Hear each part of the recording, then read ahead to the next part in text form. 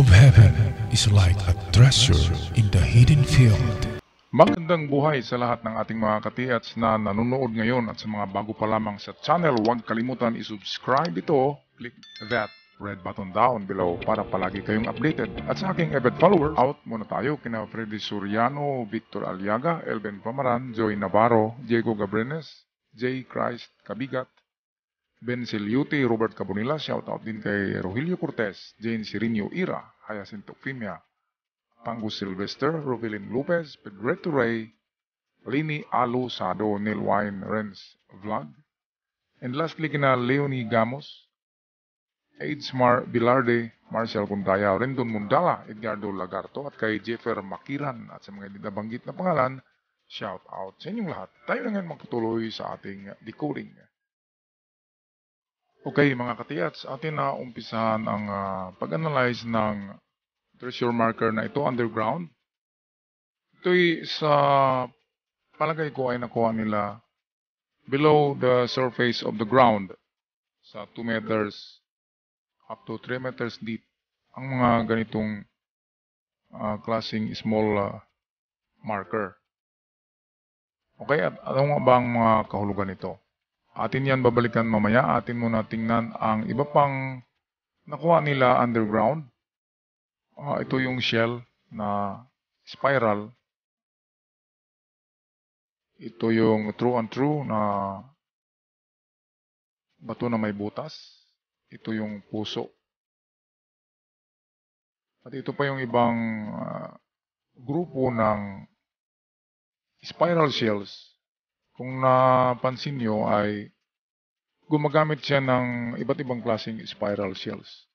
Ito yung na-vlog ko na noon, ang spiral shells meaning sa aking isang channel, ang The Golden Boy Treasure Channel. Ay meron akong vlog na ganito, ang kahulugan ng mga spiral shells na nilalagay nila sa kanilang treasure tunnel. Bago makuha ang item ay narito ito sa bandang ibabaw. Okay, ano nga bang kahulugan ng spiral shells na yan? Ang spiral shells, kung tingnan natin yan sa top view, ay ganito yan. Ayan. Tuwig niyan sa isang ito.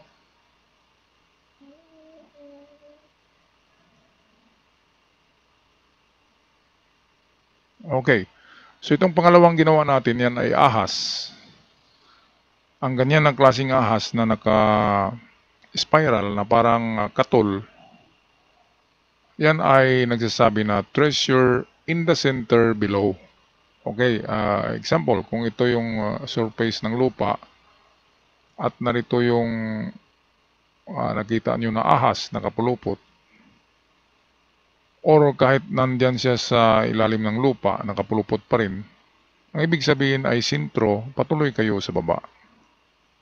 Kaya nga ang meaning ng ahas, tingnan nyo sa mga meaning sa internet, ay nagsasabi na treasure under. Pero hindi kahulugan na under na sa baba mismo niyan, kundi malalim pa.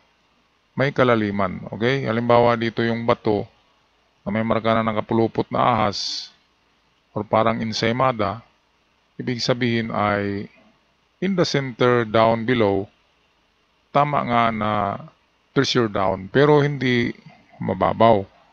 Okay, approximate niya na lalim ay 4 to 7 meters. So kung wala sa 4 ay nasa 7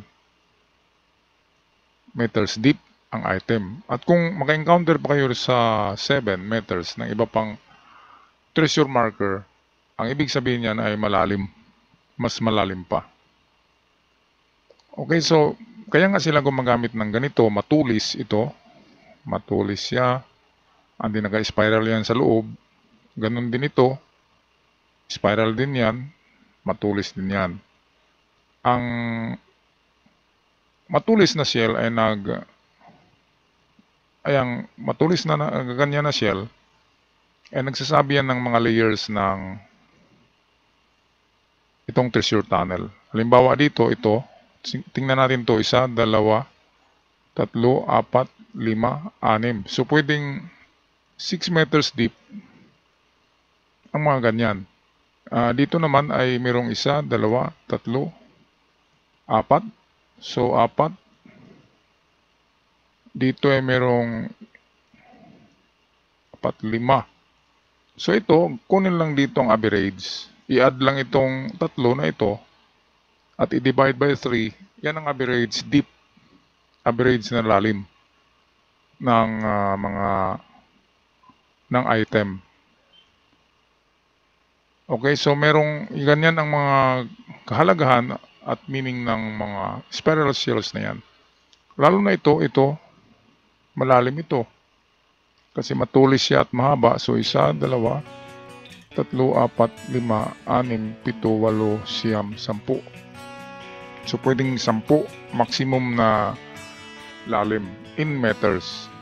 Kasi kung feet gagamitin natin, napakababaw naman kung feet. Okay, so atin na tingnan ang unang picture nito. Ito. Ano ba ang kahulugan ng pagkakapatong yan? Mayroong guhit. Puso ito. Itong dito, crack na lang siguro yan. Itong sa gitna ang ginawa. At nakapatong siya sa isa pang bato. Okay, baliktad kasi ang Hapon kapag gumamit ng symbol. Ang puso ay nag-symbolize ng item. Siya rin ay nagtuturo ng direksyon. So ang ibig sabihin nito ay treasure under na kasi nakapatong siya sa isang bato. Itong bato ang dapat nasa sa ibabaw yan at ang puso ay nasa baba. Kung tayo ang gagawa ng sign, ganyan ang mangyari niyan.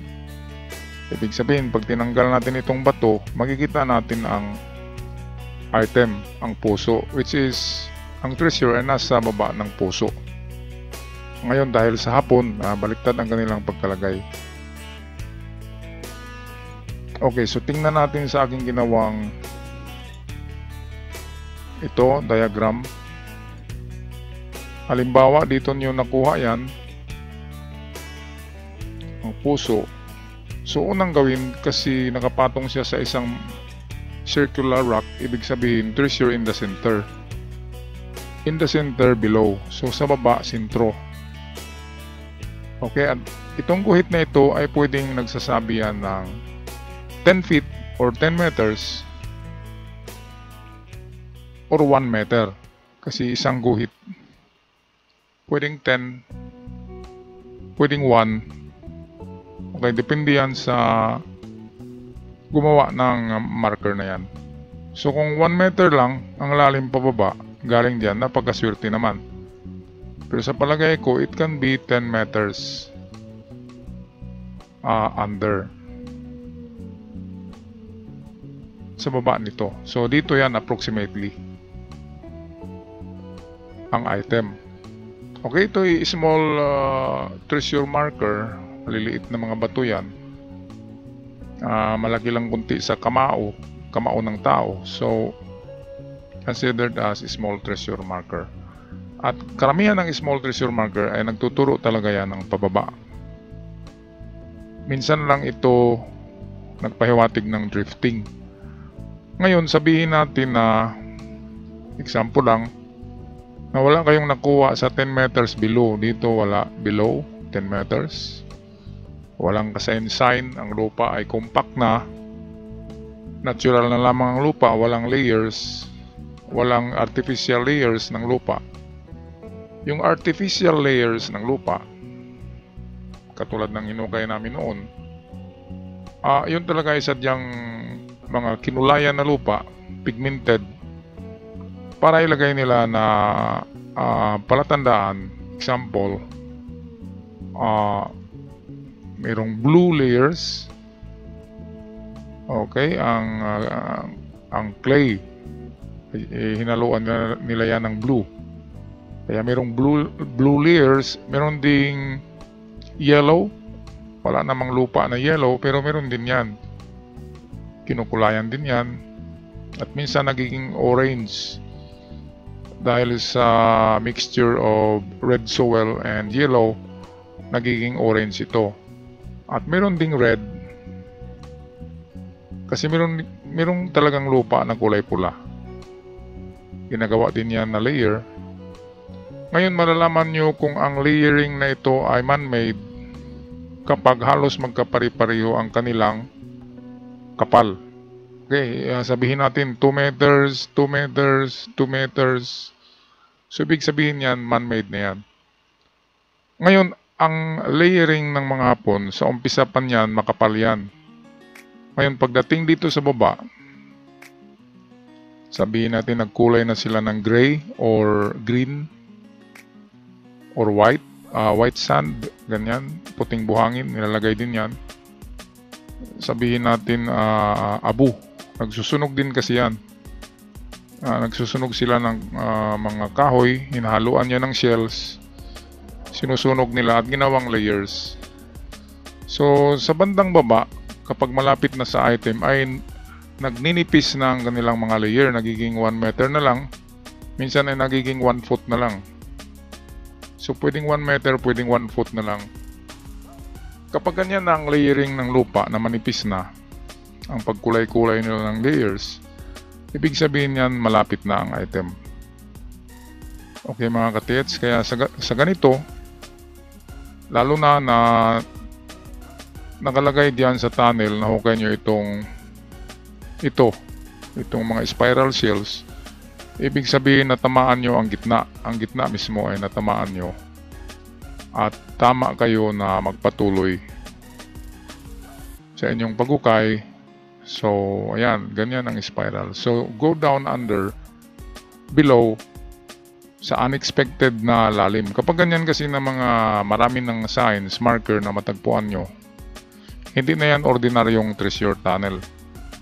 Yan ay medium or big deposit na ang inyong natumbok, lalo na kapag may mga layers ng halimbawa mga kahoy na kinukulayan nila, nagkukulay itim ng mga kahoy na napakarami at napakakapal.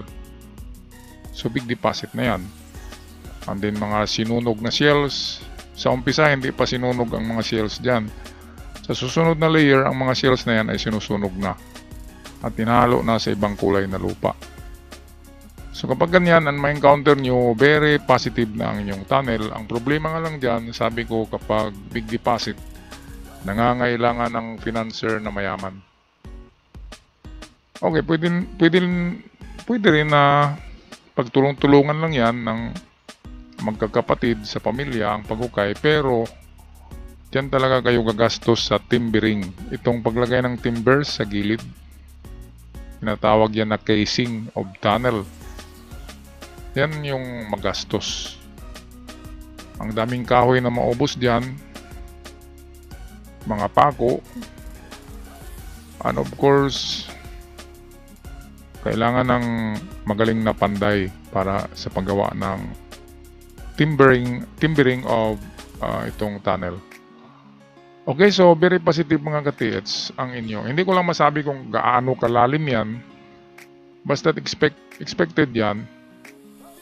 Kung wala sa 5